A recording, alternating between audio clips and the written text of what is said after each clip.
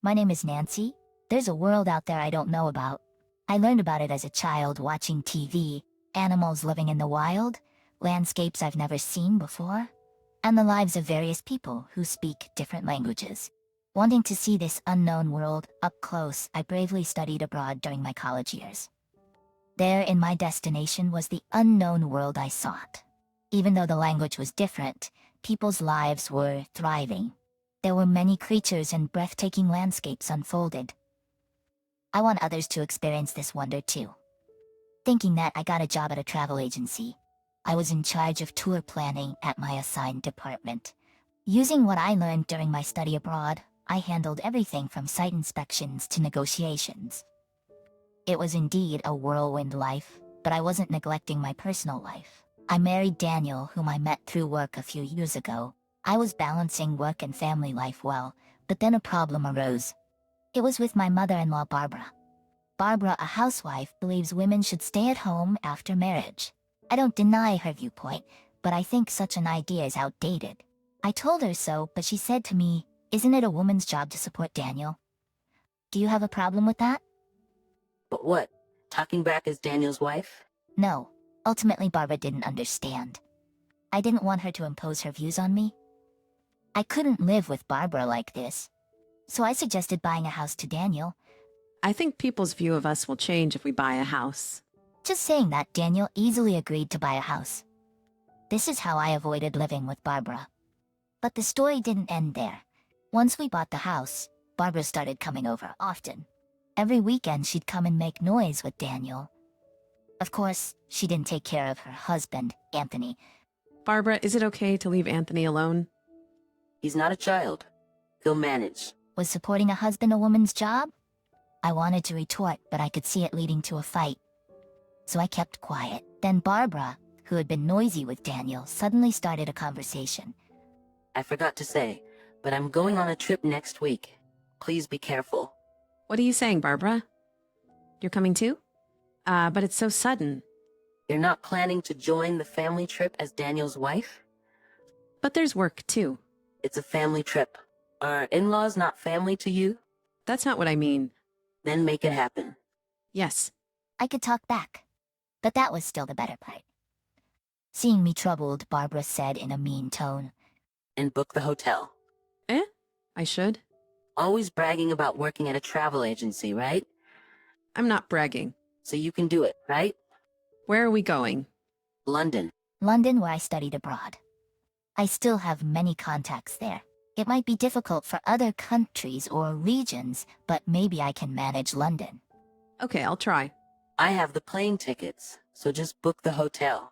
B? You booked the flight but not the hotel? I got the tickets. Got him? I exchanged my card miles for first-class tickets. Barbara grinned. Judging by her joy, it seemed true. Then I noticed piles of branded goods on the sofa. I see. I understood. Hearing first class, Daniel leaned in. First class? Seriously, Mom? Yes, it's a first-class trip abroad. Awesome. We will leave at 9:30 p.m., so you can work till the last minute. Barbara was still grinning. It felt odd, but there's no point in lying about going on a trip. I have to properly book the hotel or she'll complain. But it's so sudden. Finding a hotel might not be easy.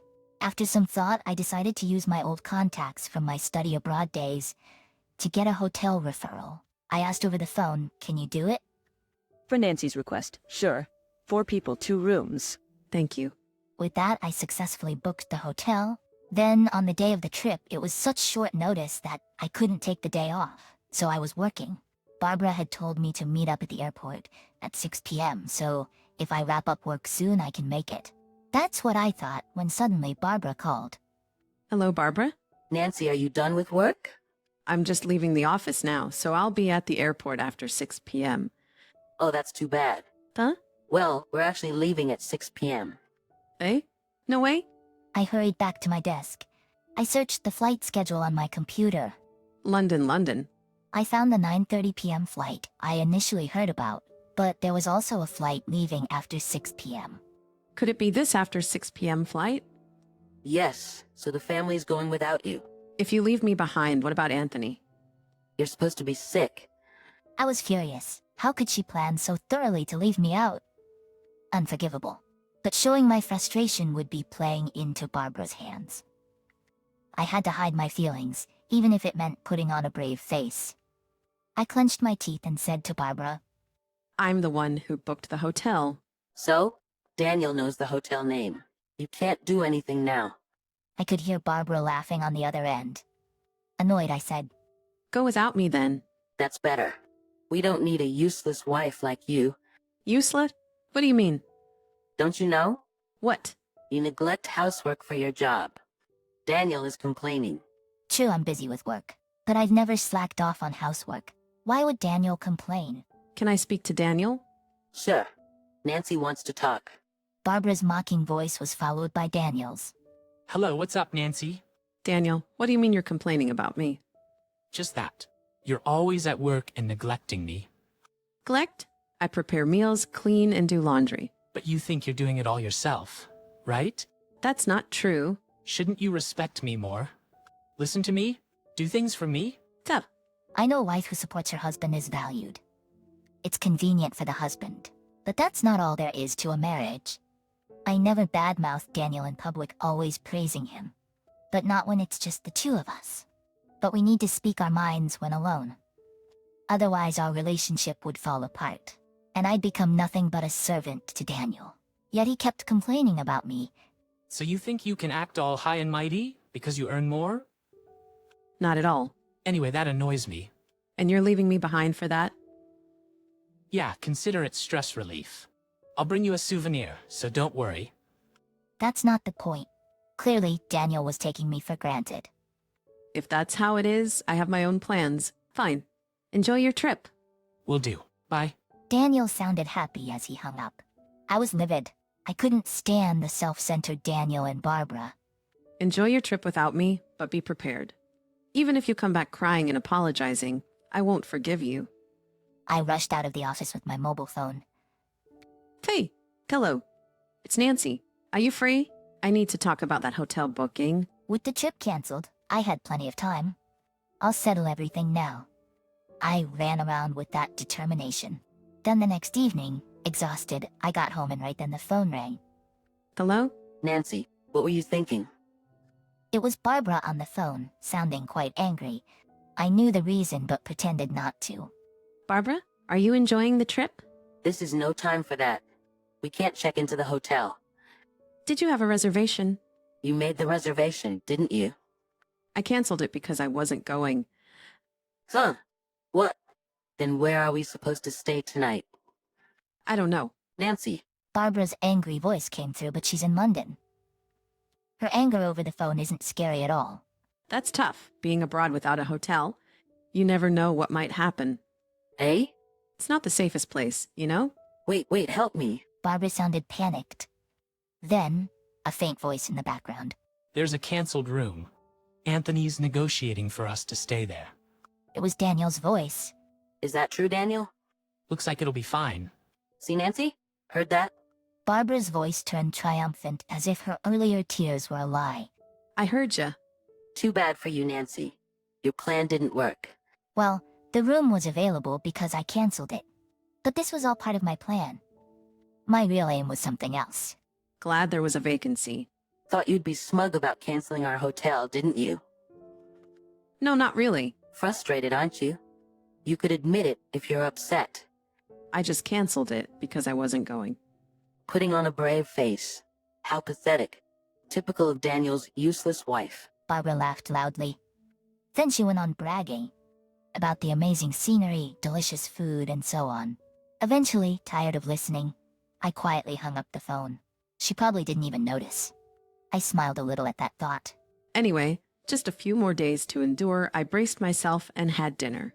A few days later, on my way back from a certain place, as I headed to the station, Barbara called again. Hello? What's up? Nancy, what's going on? Again? Not again. What's wrong with this hotel? What are you talking about? Barbara's story, in short. They stayed in the room I canceled, thanks to Anthony's negotiation. Anthony's negotiations were easily concluded. Barbara and her friends were to stay in an open room. They were supposed to stay for 4 days and check out today. But there was a problem. They were billed £8,000 by the hotel. So what's the issue? It's £2,000 per night, right? That's about 2.5K per night in dollars. Ridiculous. It's for 2 rooms, right? So about 1.2K per room. You told Daniel it was $300 per room per night, Yes, I did. so it should be $600 for 2 rooms. Why is it 4 times more? I was astonished. They stayed without even checking the room rates. Well, I anticipated this, so I set it up accordingly. Anyway, Barbara making a fuss on the phone must be bothering others. I should calm her down. Hey, Nancy. You hear me, Nancy? Barbara, can you be a bit quieter? Why did you lie? She's good at accusing others without reflecting on herself. Exasperated, I began to explain to Barbara. The $300 rate was because I made the reservation. Huh? So because it was last minute, I asked a friend who runs a hotel. A friend? Yours? Yes, their hotel offers rooms for around $600 for 2 people. Then why point 2? That's the rate for a really nice room. My friend did me a favor. Eh? Saver? There were no other vacancies, so they arranged a nicer room. So is this the regular price? Barbara sounded flustered. When I heard from Barbara, there was no time left for the trip. So I told my friend any available room would do. The only vacancy was an expensive suite. My friend kindly gave a discount. Barbara left me behind without asking. I immediately told my friend the situation and got the room canceled. But I couldn't just leave Barbara and the others without a hotel. So I asked to accommodate them at the regular price if they came. I knew Barbara, having heard about the hotel from Daniel, wouldn't check the price. And I was right. Come on, you should have said that. Yelling won't help. Please make sure to pay. We're not paying. Nancy, you pay. But if you don't pay, you'll be arrested. Arrested. Of course, troubles abroad. Troubles abroad can be messy. Are you okay with that? Barbara seemed at a loss for words, as I was about to hang up, thinking I had won. Don't mess with me. You'll regret this when I get back. That's fine, but we're strangers now, right? Huh? Why? Well, you said it was a family trip. So since I'm not there, I'm not family, right? That's different. Before she could finish, Anthony's voice came from the phone. What's all this yelling about? Be quiet. It's embarrassing. Anthony? Seizing the opportunity, I called out to him. He noticed and responded. Nancy, are you okay? How is your cold? I never had a cold in the first place. What? Give me that. It seemed Anthony took the phone from Barbara. His voice grew louder. Nancy, can you explain everything? I can, actually. I told him everything from the beginning. His voice gradually lowered. I see. So that's why you didn't come. I'm sorry. I wanted to go. No, Nancy, you're not at fault. It's Barbara and Daniel. Barbara and Daniel. Commissar. Hi. I heard a whimper. Barbara and Daniel seemed frightened by Anthony's anger. Realizing this, an idea came to me. Should I tell Anthony what Barbara has been doing? I thought so. So I turned to Anthony. Anthony, can I tell you something? What is it? Barbara comes to our house almost every weekend.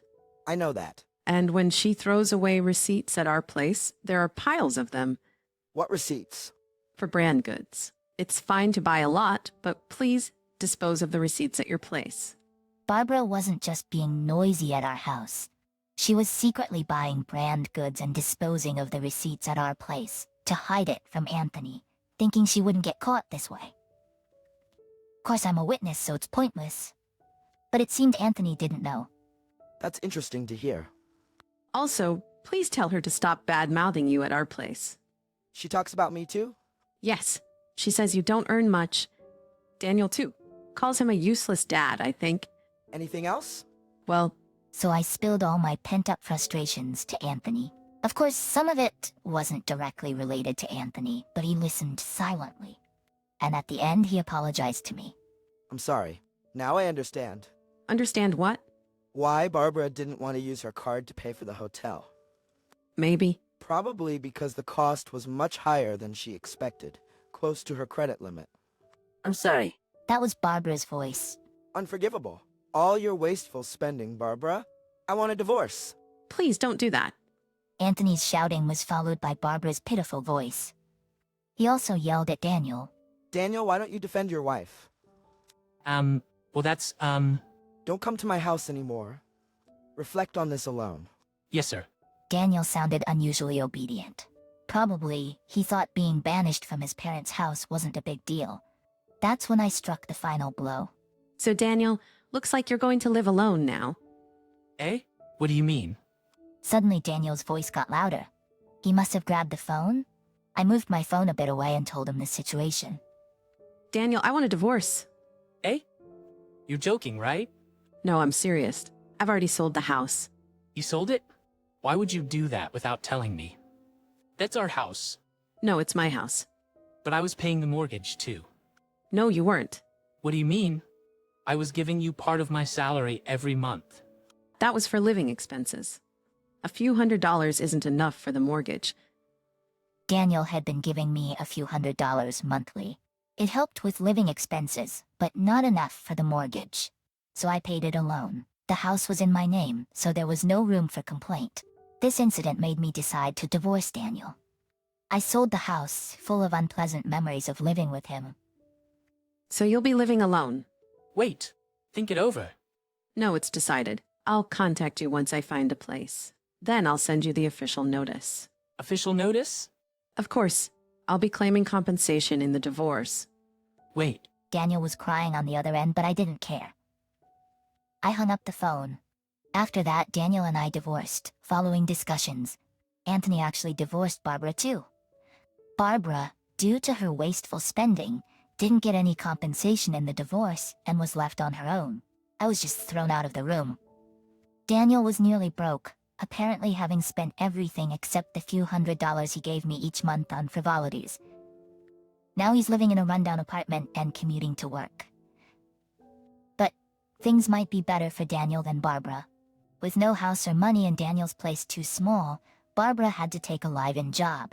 She's working hard from morning till night now. As for me, I'm doing great. Being single, I have more free time and can handle overseas negotiations. I've become a relied-upon figure at work, even hearing talks of a promotion to department head. Today, I'm busy flying around the world, planning new tour packages,